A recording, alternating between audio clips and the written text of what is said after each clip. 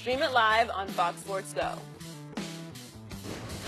The Cavs have won back-to-back games for the first time since mid-December after blowing out the Pistons last night. LeBron finished with 25 points and 14 assists, and Isaiah Thomas did not play at all in the fourth quarter. With Isaiah on the bench, the Cavs outscored Detroit 31-17 in the fourth.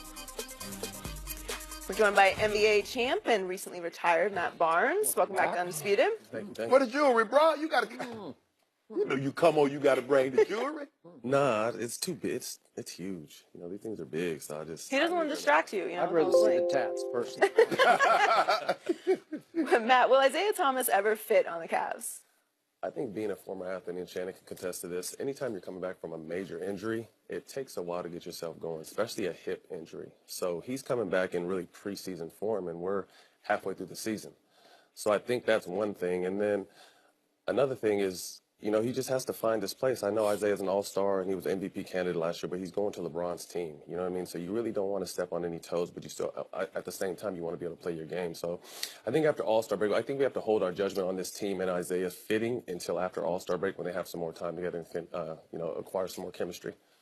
But he views himself as on an as a superstar level.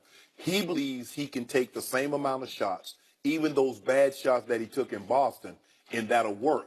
What he fails to realize is that he's compared to not what he did in Boston, but what Kyrie's doing now in Boston, because those were the two signature pieces that went in this deal. Right. Kyrie needs 40, he'll go get 40. Sometimes Kyrie only needs 20.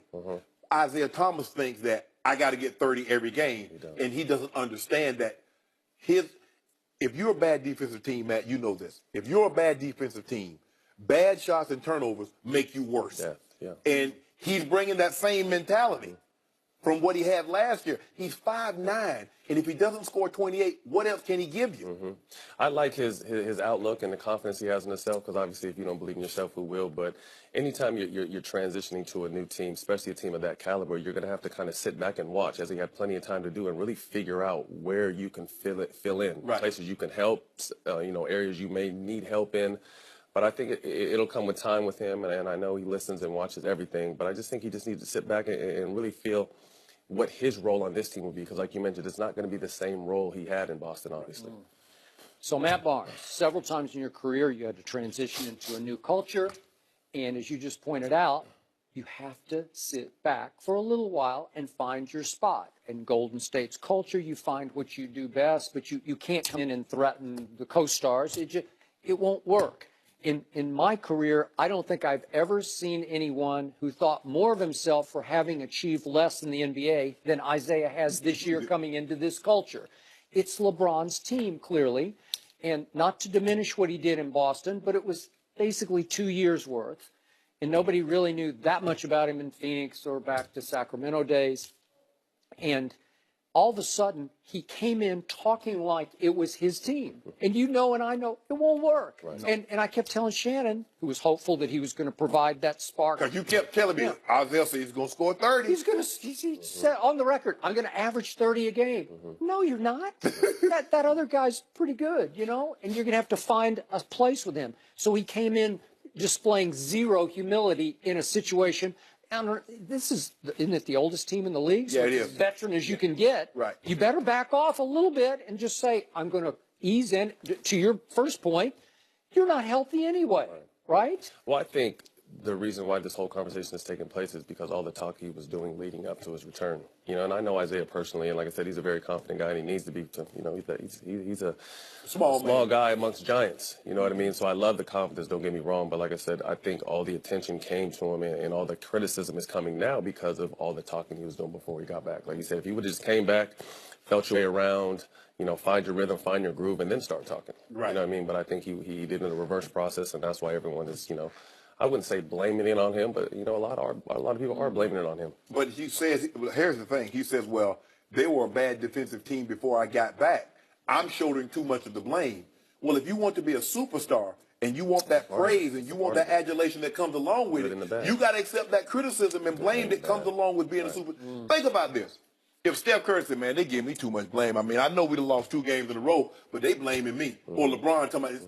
Of course, the superstar carries the lion's share of the blame. Absolutely. That's just the way it works. And I tell you what, they still mad at him because he went at Kevin Love in the meeting. You just got to, man, you know you can't just arrive on the scene and all of a sudden you're going to be the ringleader of a players-only meeting, and then you're going to talk about, well, why weren't you there for your teammates? None of your business. Right. It's just You ain't Ty Lue. it's a different situation. I think when you go to a team of a caliber of Cleveland, you kind of have to take a. If you would have went to a bad team, you know what I mean, and they would have needed that kind of leadership and you know his talents on and off the court, so to speak, that's okay. But when you go into a team like that, or when I went to a team like the Warriors, although Isaiah and I were on two different levels, you really just got to go in there and shut up and just find the culture and figure out where exactly you fit in on and off the court. You know, because you gotta be able to vibe and have that chemistry with your teammates on and off the court. I'm sure with all the talking he's doing and possibly coming at Kevin Love, he may be rubbing some guys the wrong way already, and that's what you don't want to do, especially on a team like this. Like I said, if he was going to a bad team, it's whatever. But when you go to a team that's been to the finals, a LeBron-driven team, you really just got to take a step back and find your role. So, knowing Isaiah the way you know him, if you step back from this and look at what happened last night, albeit against a little bit of a depleted Detroit team playing back-to-back, it worked in the second half because Isaiah scored 10 in the third quarter, and he did not see the court in the fourth quarter. LeBron was tremendous in the fourth quarter with Korver and Channing Frye, They Jeff fed Green. off each other. It had a vibe to it, and they defended at a pretty high level because they held Detroit maybe running out of gas to just 17 in the fourth. Tell us what you think Isaiah, how he will respond and react to not playing in fourth quarters. What if that's the new fix for this team?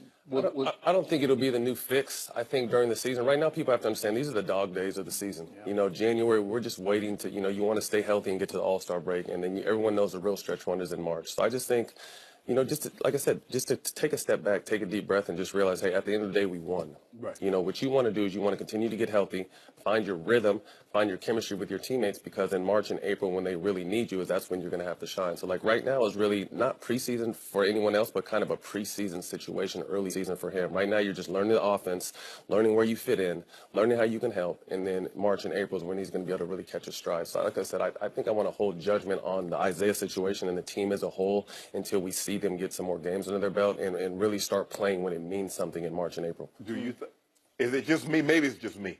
But I noticed the guys play better when he's off the floor. Kyle Korver was lighting it up before he came back. Kevin Love was every night 20-10. I mean, he comes back and then I thought for a stretch I could shoot better threes than Kyle. Well, that's the thing. Like I said, I think Isaiah has to take that upon himself. Wanting to be a superstar, you have to do what's best for the team. I think LeBron is a perfect example. This man is, just reached 30,000 points and he's a pass-first guy.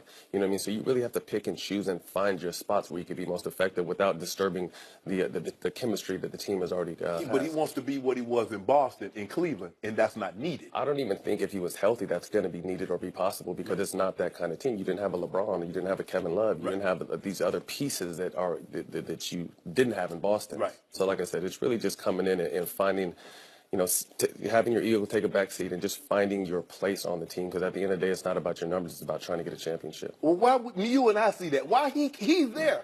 We sitting back here on TV, we can see that. Why can't he see it? But I just think, so, as you know, when you're in the game, in your midst of the game, when you're up here, it's different. You're thinking different, you're looking different. He's a little younger, you know what I mean? So when you take it, like I said, always taking a step back and just evaluating your situation, it will always do you some good. And I think at some point, LeBron's going to pull him to the side and tell him the same thing. Yeah, Bron. I'm waiting on you to do that, Bron. Call a team meeting and say, look here. Another team meeting? No, that was just him. They would just take him to dinner, on the road. I ain't taking him to no dinner. I ain't taking him to no dinner. Because at the end of the day, if they have a chance to win a championship, they're going to need Isaiah Thomas to give them something. Matt. They lost Kyrie. Matt. So they're going to need something. Well, that's the thing. Isaiah has to understand that he's going to be compared to Kyrie, not be compared to Isaiah in Boston. But he's not Kyrie, and that's the thing. He's Isaiah Thomas. You be the best Isaiah Thomas you can be, and manipulate your game around what this team is already doing well. Isaiah's not trying to hear that. Isaiah's like Kyrie, he's like Chris Paul, he's like James Harden. We've been traded for Boogie Cousins. What? Boogie can't play this year. That's okay. Can we see a finals preview between the Warriors and Celtics this weekend? We'll discuss that next.